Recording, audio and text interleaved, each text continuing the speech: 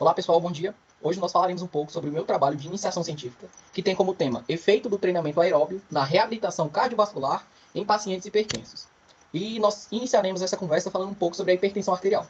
A hipertensão arterial ela é uma das principais causas de doenças cardiovasculares e é responsável por mais de 33% das mortes em todo o mundo. E esse risco ele pode ser aumentado se pessoas com idade entre 40 e 69 anos tiver a pressão sistólica, que é aquela primeira que a gente afere, maior que 20 milímetros de mercúrio. Ou seja, se uma pressão normal é cerca de 120 por 80, uma pessoa entre 40 e 69 anos que tem já uma pressão sistólica, que é a primeira, entre 160 ou mais, ela já tem um risco aumentado ou dobrado de vir sofrer alguma consequência cardiovascular devido a esse aumento na pressão arterial sistólica. E aqui são alguns dados das diretrizes brasileiras de hipertensão arterial. Aqui a gente tem o que é um indivíduo normal, qual a pressão mais ou menos ali que gira entre o indivíduo normal, o indivíduo limítrofe que está no limite da pressão arterial e da pré-hipertensão. O que é um indivíduo com pré-hipertensão? Indivíduos do estágio 2 e 3, que já são hipertensos, propriamente dito, né? Sendo que o estágio 3 já é uma situação mais crítica. E temos também a hipertensão sistólica isolada, que é aquela que a gente considera níveis daquela primeira pressão arterial que a gente afere, a sistêmica, acima de 140 milímetros de mercúrio. E aqui a gente já traz alguns estudos, né? Já tem estudos mostrando que indivíduos pré-hipertensos, ou seja, aquele que ainda não desenvolveu a doença de hipertensão arterial, se ele for um indivíduo treinado, que tem o hábito de realizar treinos diariamente, ou no mínimo 3 vezes por semana, esses indivíduos ele tem a menor tendência de desenvolver a hipertensão arterial sistêmica ou ter complicações devido a essa doença, ou até mesmo vir a óbito devido à hipertensão arterial sistêmica, né? Sendo o exercício um fator protetor para esses indivíduos. Aqui a gente traz um pouco do efeito agudo do exercício, ou seja, de uma única sessão de exercício para indivíduos hipertensos. A gente já tem bem colocado dentro da literatura que os indivíduos hipertensos que realizaram apenas uma sessão de treinamento, ele diminuiu o seu nível pressórico. Né? Uma sessão de treinamento foi responsável por diminuir os níveis pressóricos de indivíduos com hipertensão arterial sistêmica. Né? E não só em um estudo, isso é bem colocado, como em vários estudos dentro da literatura.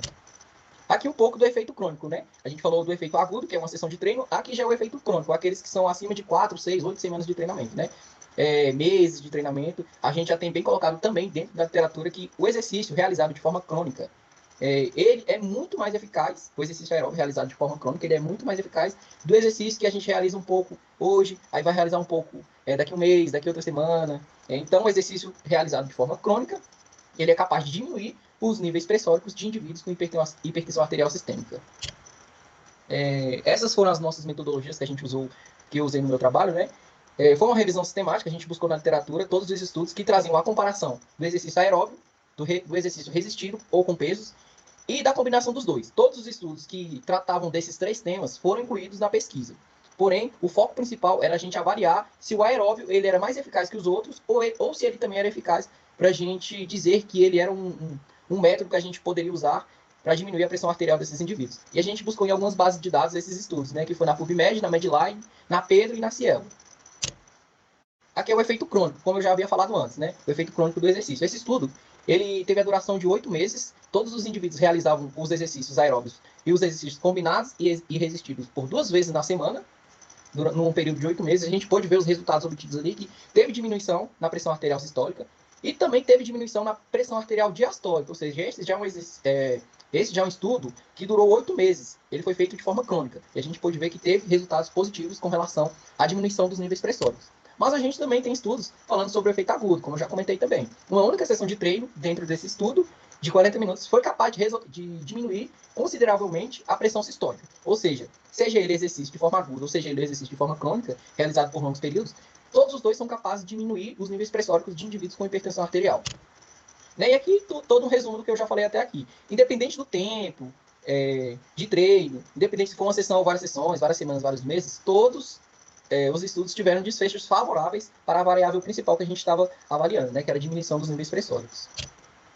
E aqui a gente conclui que, de acordo com todos os achados, né, mesmo que não foram muitos, mas o exercício aeróbio de intensidade moderada, ele leva uma ligeira vantagem sobre as outras modalidades esportivas, né?